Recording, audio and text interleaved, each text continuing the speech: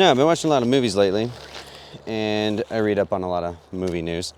And I was thinking a bit about why certain things work, why certain movies and stories work, and why others don't. There's kind of this thread, right, between movies that stick with us. You know, maybe we watched it when we were younger as a kid, or maybe we saw it more recently and we talk about it. Probably the worst types of movies are the ones that you just feel neutral about. You don't feel particularly strong one way or the other. You don't tell people that it was terrible or that it was good, and therefore didn't really leave a significant mark on you.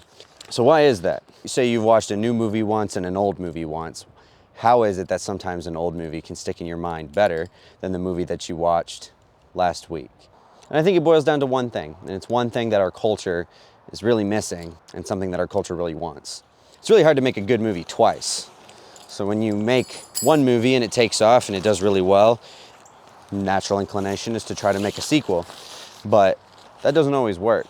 You have to have an understanding of why that movie connected with people in the first place if you want to connect with people again in a similar manner. How do you exceed and go beyond while also meeting someone's expectations in a positive way? Take, for example, Joker and Joker 2.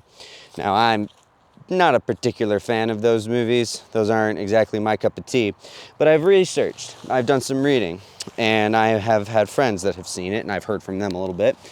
And there's a very interesting dynamic at play with the first one, where it was relating to a certain type of audience for a certain type of reason, and it went on to gross $1 billion, which was not at all expected from the studios or the people that were making it, or I don't think anybody else that actually saw it thought it was going to be that successful either. But then they come back and they make a second movie that is going to lose Warner Brothers $200 million. That's an insanely huge amount of money. Like, we will never see $200 million in person in our life. I don't even know if there's a place that exists where you can see $200 million. So there was a total disconnect between the two movies about what was connecting in the first movie and what was connecting in the second movie, and resulting in massive, massive failure for a studio. And that's happened quite a lot lately with different movies coming out that aren't finding a target audience, whether that's their faith-based films or superhero films. And then on the flip side, there's been some really big surprises. I don't think anybody expected Pixar's Inside Out 2 to do as well this year as it did, which was just a massive success. A movie that I did enjoy. All that to say, what's the one thing that all good stories have in common? Regardless of financial profits or award season accolades, I think it comes down to one thing: sincerity. Sincerity is basically telling the truth. No lies, no hypocrisy, no deceit. What you see is what you're getting. There's a sense of truthfulness and honesty about it. And the best stories are the ones that tell their story in a non-pretentious way. So what do we mean by that? It's a good-looking tent. You have to understand what your audience is expecting, and if you don't have some idea of what that is and deliver in some fashion on what that is, then people probably aren't going to enjoy your movie. It feels disingenuous, like there's no truth to it. Which honestly, I would put a lot of new Star Wars and Disney content into that category, with the exception of Inside Out 2. I'd put a lot of the parodies and the very sarcastic nature of love stories that have been coming out, and just the big bombastic action movies that don't really have any sort of conviction. They just kind of exist to make money. And of course, filmmakers want to make money off their films, but at the same time, if you don't have any real personal vision or any sort of real connection with some sort of pathos, with some sort of psychological or emotional element, then your movie probably isn't going to make big waves. There's no real sense of making fun of the fans, and there's no sense of saying you're stupid for enjoying this, which is kind of what it seems like Joker 2 has done. Because at the end of the day, sincerity is what connects us to each other. You can't really have a relationship in life, you can't really have any sort of functioning society without some level of sincerity. And I think that's why people have gotten so upset or just rather disillusioned with so many things. So a recent study was done polling a bunch of teenagers about their viewing habits and some of the things that they want to see more in film and in TV. And what they want to see is actually less sexual content, less sexual relationships, and actually more friendships. And I think the reason for that is because it's so easy and cheap in most films to quickly show that a relationship is serious by showing that it's sexual, or that it's actually meaningless by showing that it's sexual. It kind of goes both ways. People want to actually see more nuanced friendships in the films and the TV shows that they're watching. And I think that boils down to this desire for sincerity as well.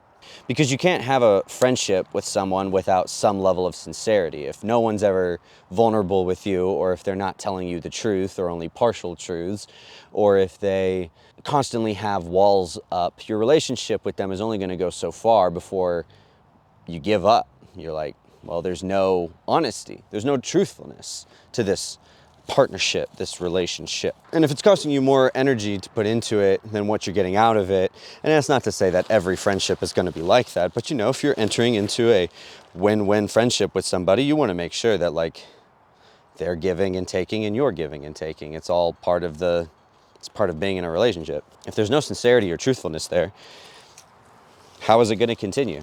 And there's a reason that, movies like the Bourne trilogy or Lord of the Rings or Belfast or any other number of classic love stories and action movies, they feel authentic. Even in the craziness, even in the craziness and the explosions and the goofiness of some of these movies, when someone sells it with their performance, the direction, the design, you feel like you're in a world that's fully lived in. That's a sense of sincerity. That's a sense of sincerity that we relate to, that we can respect and understand. A really good example of this was with the Marvel Cinematic Universe and how they handled Thor Ragnarok versus Thor Love and Thunder. Thor Ragnarok was silly, goofy, subversion of expectations, something that nobody was really expecting, and it redefined the character, re-energized the character in a really cool way. And it was something that nobody was really expecting again. And it rewarded people with a development for the character that really felt true and authentic to who he was. But then on the flip side, you had Thor Love and Thunder, which was just an abomination of logic and absolutely useless, senseless, meaningless gags. And at the end of it, just an utter disregard for the fans and for absolutely did not reward repeat viewing at all. It's a movie that I will never watch again because it was so bad, and it felt like I was stupid for enjoying it. If I was to enjoy it, it kind of was like, you guys are dumb for enjoying these kinds of movies. And so it bombed. Maybe not. What a comfy little tent. So it bombed. Maybe not necessarily because it may not have made the least amount of money in the Marvel Cinematic Universe, but it certainly did not help the studio's reputation for what it's been creating. And now we have a whole bunch of Marvel movies and a whole bunch of people that don't even really want to go to Marvel movies anymore because it's confusing, it's not engaging, it's not exciting, doesn't feel sincere. It feels like a joke. It feels like some sort of sarcastic, everything is self-referential, and the multiverse takes the sincerity. In reality, the multiverse takes the sincerity out of the entire story arc, because anything authentic or anything that feels real that a character does, any sacrifice that a character makes, or any direction, any sense of concrete decision making that a character takes, the multiverse can just take that and whip it right around and go the other direction. And that kind of makes it feel like, oh, well, this is just a machine that's going to be pumping out movies forever. And in a way, that's kind of what we created. So sincerity is the key to creating lasting stories. It may not resonate with everyone. It may only resonate to a small niche or a small group of people. But the movies that stand the test of time, the TV shows, the books, the movies, the books that have endured for so long, all have this element of sincerity to them.